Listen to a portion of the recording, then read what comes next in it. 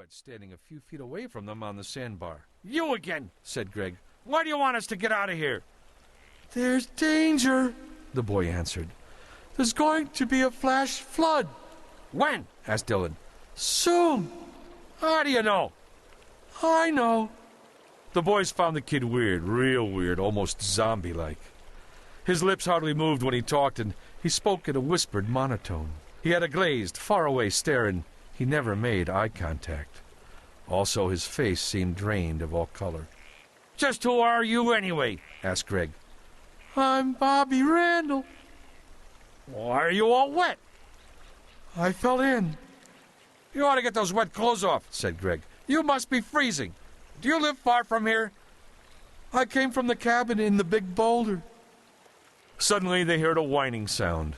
The reel on one of the poles that had been resting on a Y-shaped branch in the sand was spinning crazily. "Hey, Greg!" yelled Dylan. "There goes your fishing pole!" A bass had hit the bait and was about to swim off with the pole. Greg ran into the frigid water, retrieved his pole, and then reeled in a 2-pound bass. "How's that for luck?" he gloated. "There's my fish story for the day." Looking around, he said, "Hey, where's that kid Bobby?" "Beats me," said Dylan, shaking his head. "Man, that's one bizarre dude." "You got that right," agreed Dylan. He glanced down at the footprints in the sand and then nudged Greg. "This is really strange. How many sets of footprints do you see in the sand leading from the bank to here?" "2. Yours and mine." "Right, so where are Bobby's? He couldn't have walked up to us from the water because we were facing the stream and we would have seen him. The kid has to weigh at least 70 pounds, which means he should have left some footprints in the sand, so how come we don't see any?" "You're freaking me out," said Greg. "What do you say we get out of here? It's cold and starting to drizzle anyway." As they gathered up the gear, they heard Bobby's eerie voice for the last time. "There's danger! Get out of here!" They had no idea where the voice was coming from. With their poles and their fish in hand, they scrambled quickly up the steep ravine. As they neared the top, they heard a rumbling sound coming from farther up the creek. The noise grew louder and louder until it turned into a thunderous rampage. A deadly wall of churning water 6 feet high roared around the bend in the creek and swept over the sandbar, right where the boys had just been fishing. Bushes, shrubs, and small trees were torn from the roots as the raging water wiped out everything in its path. "It's a flash flood!" shouted Dylan. "If we had stayed for a couple of minutes longer, we'd have drowned for sure!" Before the boys had a chance to mull over their narrow escape from death, they saw a sickening sight. The seething torrent had snared Bobby and was whisking him downstream. With his arms flailing about, Bobby slammed into a boulder and disappeared under the water, surfaced briefly, and then was carried out of sight. "We've got to help him!" shouted Greg. "We can't outrun the current," said Dylan. "Let's get to that cabin over there."